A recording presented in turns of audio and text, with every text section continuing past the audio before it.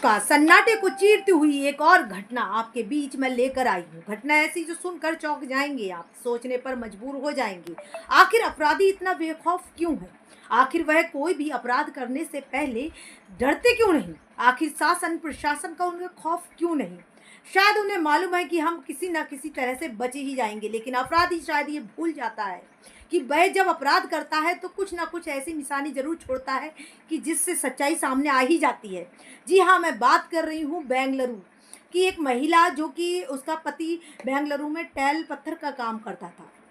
लेकिन पत्नी जो थी वह ठेकेदार को बार बार फ़ोन करती थी कि मेरे पति को कैसे भी गांव भेज दो, मेरे पति को मेरे पास भेज दो। यानी ठेकेदार इतना परेशान हो चुका था कि उसने एक दिन यही सोचा कि भाई तुम अपने घर जाओ, और ठेकेदार ने उसे अपने घर भेज दिया। रास्ते में एक शाहरुख नाम का लड़का मिला। उसने जो रविकांत था और पत्नी जिसका नाम था रजनी, रविकांत को रिसीव किया शाहरुख खान ने। रास्ते में दारू बियर खरीदी और जाकर के एक सुनसान जंगल में दोनों ने वहाँ दारू पीना स्टार्ट कर दिया।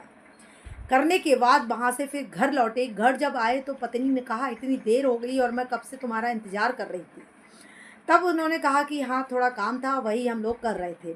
और फिर वह शाहरुख, जो कि पति का इतना जानने पहचानने वाला नहीं था, कभी एक आधी बार मुलाकात हुई होगी, उसको भी उस घर में रोका जाता है। पता नहीं कैसे लोग अनजाने लोगों को अपने घर में ही रख लेते हैं। फिर रखने के बाद सुबह जब होती है तो शाहरुख अपने घर चला जाता है, जो कि वो देवरनिया का रहने वाला था। और जो रविकांत है वह उठता है और अपने पिताजी से कहता है कि पिताजी मुझे 2000 रुपये दे दो, मुझे अपने बालों की कटिंग करानी है। पिताजी 2000 रुपये निकाल कर उसे देते हैं, क्योंकि वो जो भी पैसा कमाता था वो सारा पैसा अपने पिताजी के ही पास रखता था।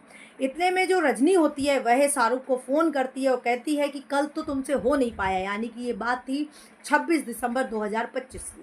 कहता है कल कल तो तुमसे नहीं हो पाया, लेकिन तुमने अगर आज भी काम तमाम नहीं किया तो मैं सुसाइड कर लूँगी और उसमें तुम्हारा नाम लिख दूँगी। शाहरुख डर जाता है और वह 27 दिसंबर को शाहरुख रास्ते में मिलता है और रविकांत को, और फिर दोनों दारू पीने के लिए निकल पड़ते हैं। दारू पीता है एक जंगल में। और वह जब पहले दिन, जब 26 दिसंबर को दारू पी थी तो वहाँ चरवाहा थे, इसलिए वो उस काम को अंजाम नहीं दे पाया।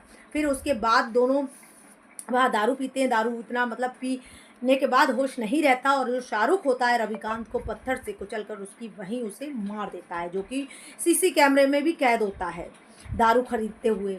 फिर वह उसकी वहाँ मृत्यु हो जाती है। और जो पत्नी होती है वो घड़ियाली आंसू बहा रही है, रो रही है कि मेरे पति के साथ ऐसा